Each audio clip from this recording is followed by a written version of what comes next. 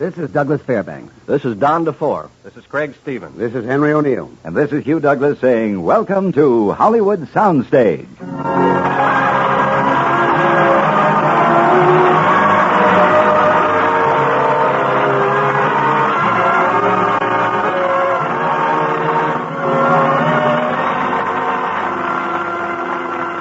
Good evening, ladies and gentlemen. Another Thursday night, another high adventure on Hollywood Soundstage. Adventure in its truest sense tonight, because our story is based on fact, a stirring human document. 20th Century Fox Studios' memorable tribute to the men who served without name or glory. In thanks to them, in thanks to all who have died to keep our nation free, Hollywood Soundstage brings you transcribed 13 Rue Madeleine, starring Douglas Fairbanks, Craig Stevens, Henry O'Neill, Don DeFore, and the Screen Guild Players. This is a page out of history in our time. This is a record of valorous men who served without uniforms or medals or acclaim. This is a story of the OSS.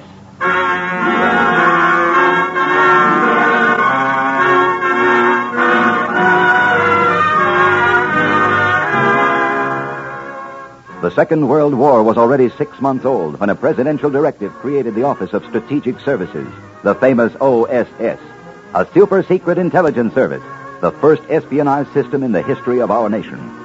By the early part of 1944, it had already trained 67 teams of OSS agents. And now a new class, Group 68, after careful and exhaustive screening, is taken under tight security to a beautiful country club near Washington. Two of that group are Jeff Lassiter and Bill O'Connell. Quite a place, huh? Pretty luxurious. What do you mean luxurious? They said we got a bunk 2 to the room. Say, you picked a roommate yet? No, not yet. Okay, you got one. Name is Jeff Lassiter. Bill O'Connell. Shake. Well, if introductions are in order, gentlemen, I'm Suzanne de Bouchard. Isn't it a beautiful place? All in the line of duty, they said. For personal assessment and further training. Rugged, huh? I'll say. Big lounge like this, soft leather chairs, books, magazines. Hey, look, we've even got a backgammon set. Yeah, that's right. You play? Yeah. Like to take me on for a couple of games? Sure. How nice. I'll watch. I've always wanted to learn that game. Swell. Now, look, Lassiter, let's make it interesting. Oh, I just play for fun, O'Connell. I tell you what. How about $1,000 a game? No, let's make it $1 million. Okay, $1 million. You mean $1 million? Sure, what about it? I think you're both crazy.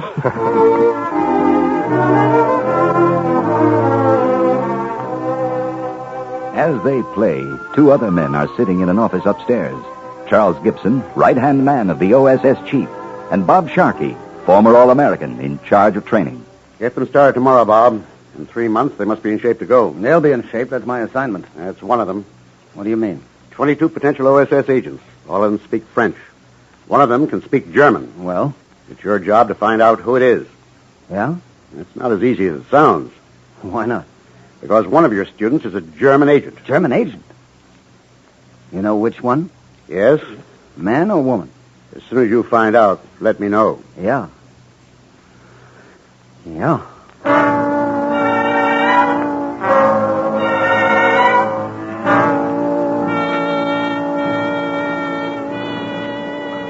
All right now, all right. I got a couple of things to say before you begin your active training. From here in, it's work. The pressure is on. To start right now to learn the use of a cover story, a logical lie about who you are and what you're doing. This is your most important defensive weapon. If the enemy breaks it when you're in the field, you'll be tortured. If you're lucky, you'll be shot. Start thinking you're in the field right now. Here's something I might as well warn you about. You've got a lot to learn and a couple of things to forget. The average American is a good sport. He plays by the rules. Well, no secret agent is a good sport. That is, no living agent. You're going to be taught to kill, to cheat, to rob, to lie, and everything you learn is toward one objective. Just one, that's all, the success of your mission. Fair play, that's out. Years of decency, forget all about them or turn in your suit, because the enemy can forget and has. Now work hard. I'll be watching every one of you. 4 weeks, Bob. How do they look? Good.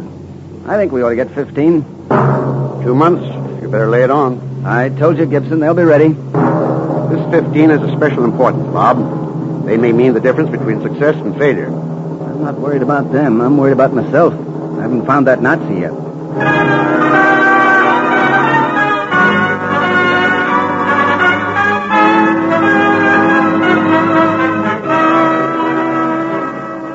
fooling. I could hardly believe my own ears. When they told us we were finished at noon? You weren't the only one surprised, Jeff. The way they've been pouring it on for 3 months. 12, 14 hours a day, hiking, swimming, learning how to kill and rob and steal, and how to send wireless messages in code, how to make a parachute jump. And then getting your cover story down, Pat. Honest, I'm not so sure my name is Lassiter. It's worth it. Sure it is. Suzanne, I guess this means a lot to you, huh? Getting back to France? Perhaps I'll find out then. I've waited so long. Someone close to you? My husband. He was reported missing at Dunkirk. Well, you mustn't give up. The women of France will never give up. Say, Bill, we've got an hour to dinner. How about a little game? Sure. Jeff, how much do you owe him now? 15 million, but I'm chopping it down. 15 million? Bill, you're rich. Well, the government will take most of it. Go ahead, Jeff, you start. Sorry, men. That'll have to wait. Mr. Sharkey. What's up? Dinner's an hour early tonight. You start your field problem first thing in the morning.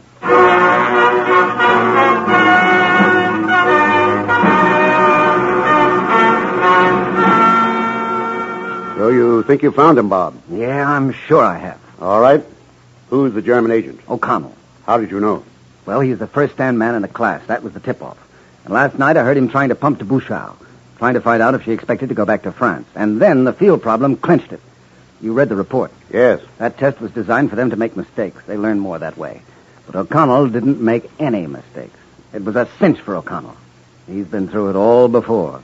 Name is Kunzel. Abwehr 5. One of their best.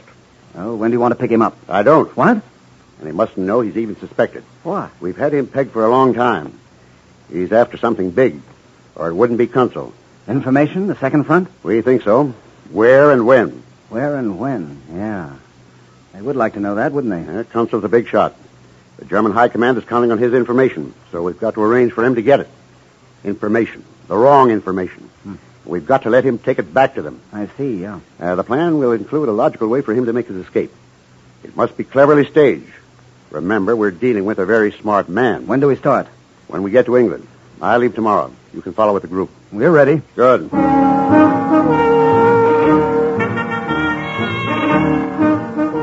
Within a few days, Group 68 is flown to England and quartered in a country house not far from London.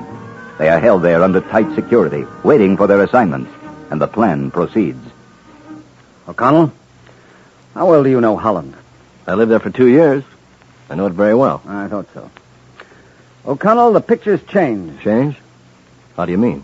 You read the papers. They're full of talk about a second front. Everyone knows there's going to be one. You think it's Holland? What I think doesn't count. That's somebody else's job. We just obey orders. Yes, sir. O'Connell, I've been given a job. I need help.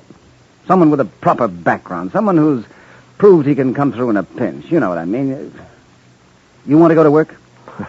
I didn't go through all that training to be an English country gentleman. Okay, pack your gear. We're going up to London. Now? In 10 minutes. No goodbyes, nothing. No word to anybody but what I've said. You're under tight security starting right now. Is that clear? Yes, sir. It's clear.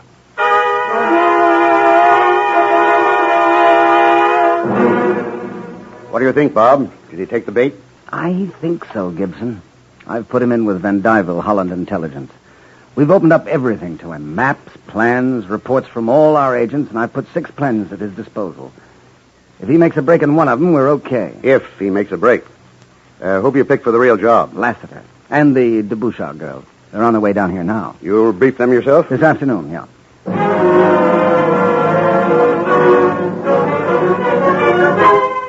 Lassiter, this is it. This is the payoff. You think you're ready? I think so. Good boy. You're going to France. You too, de Bouchard, as Lassiter's communicator. To France. I'll make this as brief as I can. The Germans know they can't win this war, but they're hoping for a stalemate. The only way they can achieve it is to prevent an invasion. And we can't win unless we do invade. Correct. That's why you're going over. You're going to help make the invasion a certainty. How? These rumors of Hitler's secret weapon aren't just rumors. He has a rocket bomb of devastating possibilities. It carries a warhead with 2 tons of explosives. Wow. And for the last 6 months, he's been building up a huge stock, saving all his resources for just one thing, the invasion. Now, this bomb depot is somewhere between Caen and Le Havre. That's all we know. Even the French resistance, the Maquis, haven't been able to spot it for us. All of the workmen, forced labor, have been liquidated as soon as they finish their particular job. That's our job, huh? To find the bomb depot? Well, that's part of it. To destroy it, we must know every detail of its construction. One man can help us with that, a Monsieur Duclos. Now, here, look. This is his picture. Yes. Brand that name and picture on your mind. The success of your mission, possibly of the entire invasion, is linked to that man. Oh, Monsieur Duclos. What's his connection with the bomb depot? He designed it and built it. You'll have 1 week. Get your cover story down pat. Learn every detail of that section of the coast. We'll fit you with costumes and a set of forged papers. You're under tight security, of course. Of course. We understand.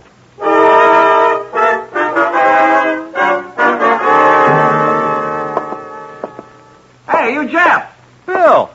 Bill O'Connell. How are you, fella? Well, I didn't know you were down here in London. The way you walked off in the middle of the night. I know. I had to leave in a hurry. Oh? Good job? Toughy. Not much action. Looks like I'm grounded.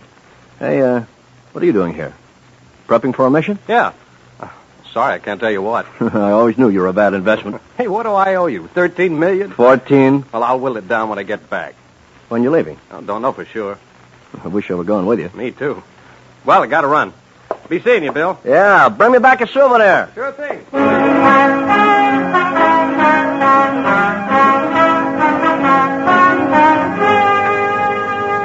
Bob, what about O'Connell? Do you think he's sold? Listen, Gibson, it was set up so well I began to think Holland was the right place myself. Besides, he's playing with the real stuff. Requests come in from agents in Holland. He fills the request. The supplies get there. He's got to believe it. But he hasn't made the break. No. And he's got 6 planes. He could go any time. Maybe he feels he's too hot that we're watching him. If he started, we might pick him off. Maybe. But in a few days, it'll be too late. He's got to get that misinformation back now. It's that close, huh? Well, suppose we force him to make his break. Hand him his chance on a silver platter. How? Give him a logical reason to leave. Maybe even send him ourselves. Send him on a phony mission.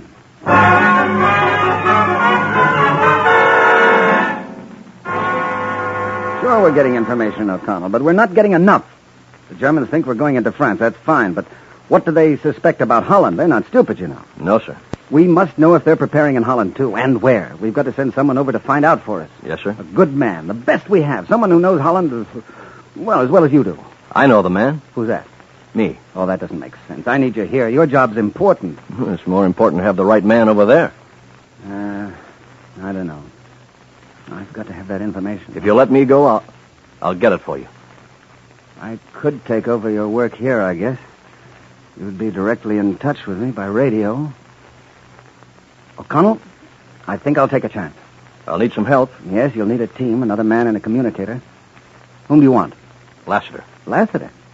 Why Lassiter? Well, we worked together at school. I know him. Takes time to know people. Yeah. Besides, I think he'd like to go. Okay, I'll see if we can send him. I'll talk to you later.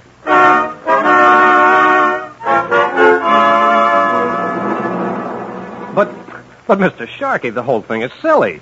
I went all through school with O'Connell. I've slept in the same room with him for months. It's crazy. Don't feel too badly about it, Lassiter. He's smart, one of the smartest men they have. For a long time, O'Connell alias Kunzel fooled me, too. Now then, you understand the entire setup, don't you? I think so, but what about Duclos? That's still your mission. You'll proceed to Caen by way of Holland. De Bouchard will go along with you, of course. One of our agents has been instructed. He'll get you through. Now comes the rugged part. You think the rest is easy? We think O'Connell is sold. If we're right, he'll make his break and you'll never see him again. But if he's not sold, if he should in any way suspect you're on a double mission, you're going to play it his way. His way? What's that? If he doesn't make his break, or if he tries to follow you, you're going to shoot him. Shoot him? And be sure it's for keeps. That's rough. That's war. O'Connell could do it. Can you? Yeah, I can do it. I can do it.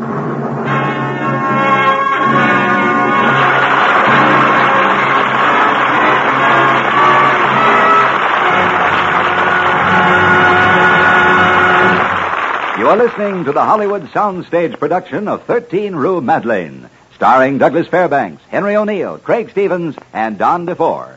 We will continue our story in just a moment. But first, here's an inside tip for you. Connie Brooks believes that if at first you don't succeed, the only course is to try again. In fact, our Miss Brooks, played by Eve Arden, has been riotously trying again and again to land her heartthrob, the most eligible bachelor of Madison High School. Our Miss Brooks' next brush with Cupid is scheduled for this Sunday night on most of these same CBS radio stations.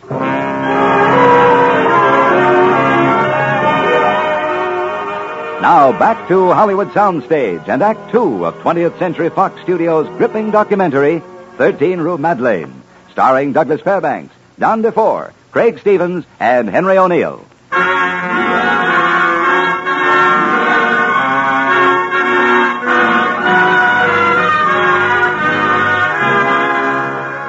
The plan goes forward. At OSS headquarters in London, Sharkey and Gibson wait tensely for a report as a B-24 speeds through the night toward Holland. Inside the plane, 3 people in jumpsuits sit quietly, waiting. A woman and 2 men. They sit in absolute silence until finally... Jeff? Yeah? The way you've been sitting there staring at me. What's the matter? Nothing. Sure there is. You've been looking at me like I was in a test tube. Sorry. Guess I'm a little nervous. Yeah, I'm a little nervous, too. We're getting close. Check your stomach lines. You jump first, miss. Check. Laster next. Check. O'Connell last. Check. Coming over the target now. Keep your eyes on me. Jeff? Yeah? You know that $14 million you owe me? Huh? I'm wiping off the Run books. in. Jump stations. I go first. What's $14 million, Lassiter? Never have time to spend it anyway. Number 1, go. We're even, Jeff. You don't owe me a dime. We'll start from scratch. Number 2, go. Ah! What's the matter with that stomach line? It ain't paying up. It ain't... Hey, you! O'Connell! Hey!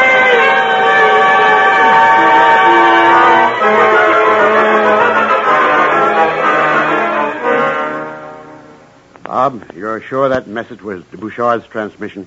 Sure. Our operator worked with her.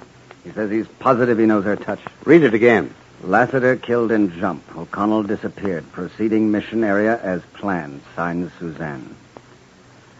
Oh, that's a tough break. Yeah. Come in. This message just came in, Mr. Gibson, from the radio operator on the plane. Thanks. Yes, sir. What is it? What's up? Lassiter's static cord was deliberately cut. What? His chute never opened. He was murdered. What a rotten way to die. The question is, what did Kunstler know? Could he have known about Lassiter's mission? No, but he's probably picked up Lassiter's papers. He knows we gave him Vichy credentials. More than that, he knows the Holland invasion is a phony. Yeah, or he wouldn't have killed Lassiter. I've done a great job, all right. I stepped into the pitch and swung my brains out. You conceding the victory? I don't concede anything until they throw dirt in my face. All right, let's go from there. We got 5 days to get another man over there. Pick up Duclos and blast the target. Who we got to send? There's only one man. Who? Me. No. We haven't got time to brief another man. We'll need those 5 days at the other end. I'm sorry, Bob. You know the date and the place of the invasion. I did know. I've forgotten. You know what it would mean if you were captured, once it was discovered who you were. Sure, torture, but I'll have my L tablet. One bite and I'd be gone. They'd never find out anything about the invasion. Bob, I wish I could let you go, but... Look, Gibson, I need the break. I've been working too hard. I need the change. You won't come back? You're a worrier. This time I'll keep my eye on the pitcher. Within 24 hours, Sharkey is on his way to France. A parachute landing, a quick meeting with Suzanne, who's been advised to stand by, and the following morning at Pont-l'Evêque, a little town about 40 miles from Havre, a prosperous-looking French businessman is registering at the local hotel. Fill in the form, please, monsieur. How long do you wish to stay? Oh, long enough to accomplish my business. How long will that be, sir? 2 or 3 days. I'd like a room with... Excuse me, monsieur. Yes? I must travel to see your papers. But why? Who knows? New security regulations. The orders came today from Le Havre. Your papers, please. What is your authority? Hans Feinke, Gestapo. Well, all right, but this red tape is a nuisance. Just holds up business. Here are my papers. Gabriel Chavat, insurance claims adjuster. Photograph, description, signature. Yes, it all seems in order. And if you don't mind, Just a minute. What else? Where was your grandfather buried? Which one? On your father's side. In the Saint-Maurice Cemetery at Toulon. Anything else? No. I hope you like your room.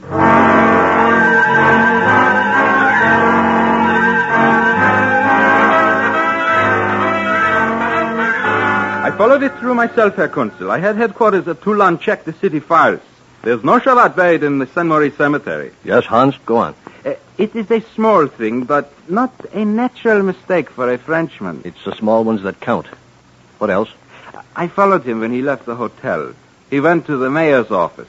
One of my men got a picture of him as he went up the steps. You have the picture with you? Right here, Herr Consul. He had no idea that Sharky. This is Sharky's picture. He came himself. Must be important. Hans. Yes? Back to Point Lebec. I want to see the mayor.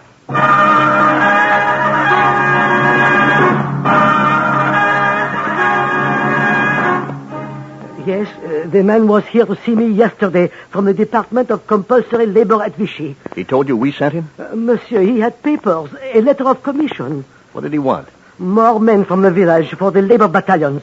Did you give him any? I could not, monsieur. My people will no longer follow me. Look, this paper, you see what it says? Death to the German collaborator. All day long I have found this in my car, in my office, everywhere I go. They do not understand. I have done only what I thought was right. I have only hoped to avoid reprisals. Where is this man who came to see you? He has disappeared. The resistance. He will never be found. I do my best, and the people do not understand. Down, get down. You hear, monsieur? You hear? They're going to kill me. I need protection. Hans. There's a company of guards stationed here? Yes, sir, at the hotel, Herr Consul. Order them out. That was part of the plan, thought out to every last minute detail. The moment the hotel is left without guard, a small group of men slip in quietly through the back. They go directly to a room on an upper floor and fling the door open. Come along, Duclos. You're going to England. A plane is waiting in a secret place. Duclos is put aboard. The plane takes off. Sharkey remains behind. He has work still to do. He does not know that his picture has been given to every German agent in the coastal section. And 2 days later, in Gibson's office in London... We just got a transmission from de Bouchard, sir. What? They got Mr. Sharkey. They have taken him to Le Havre, 13 Rue Madeleine. Sharkey. Was he lucky? No, sir. He was taken alive.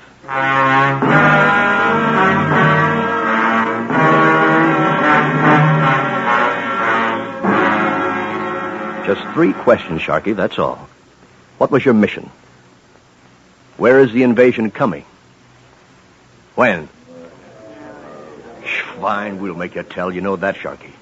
You know a man can take only so much punishment. Remember? You taught me. Fair play. Years of decency, that's out. Remember? You've done your job. Now I'll accomplish my mission. Where, Sharkey? Where are they coming in? Consul, I'm glad you remembered everything I taught you. You were top man in your class, but not good enough. I'm all right, Hans. Sharkey, you just made a bad mistake. Take him downstairs, man. We'll make him talk.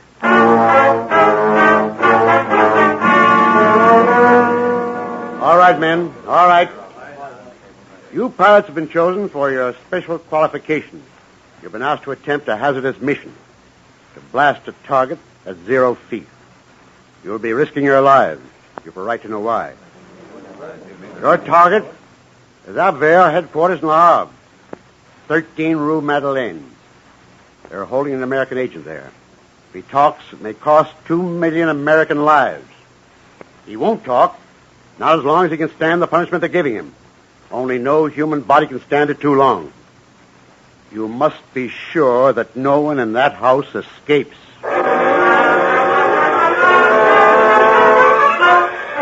Where, Sharkey? Where? Where? Tell me, Sharkey. Where? Where? Plane. Where? Raid. Where? Where? Where? Where? Where? Talk, Sharkey. You ready to talk? Yeah, I'm ready. Mission completed.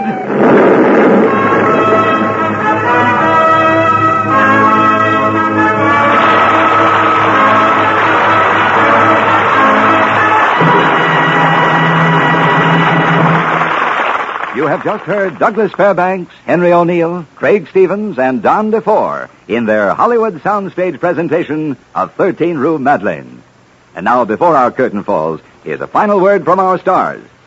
I just want to say that it's always a great privilege to appear here on Hollywood Soundstage with the Screen Guild players. Gentlemen, I presume I can say that for all of us, can't I? Absolutely, Doug.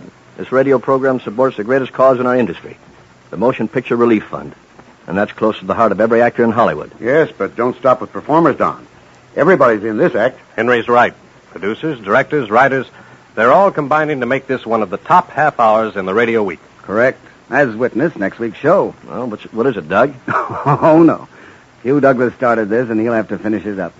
Good night, everybody, and thanks.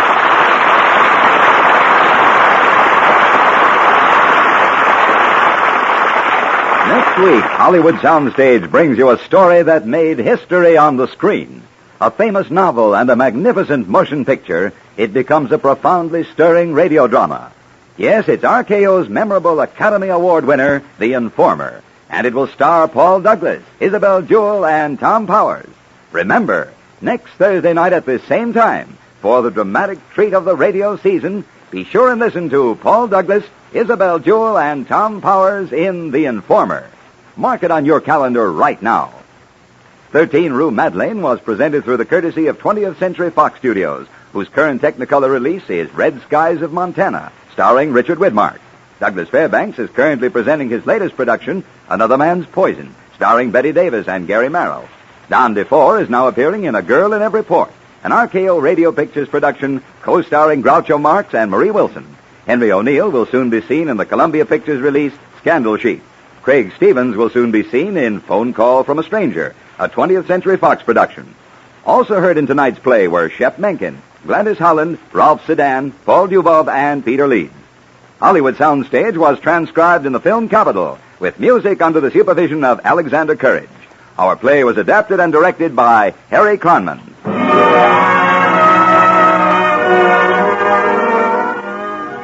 Answer the call.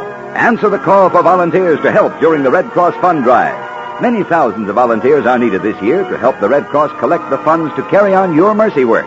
Now is the time to lend a hand to the organization which is always on call, ready with help for neighbors and friends the world over.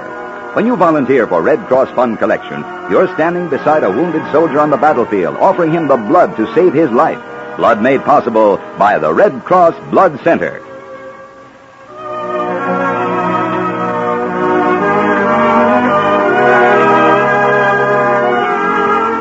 This is Hugh Douglas speaking.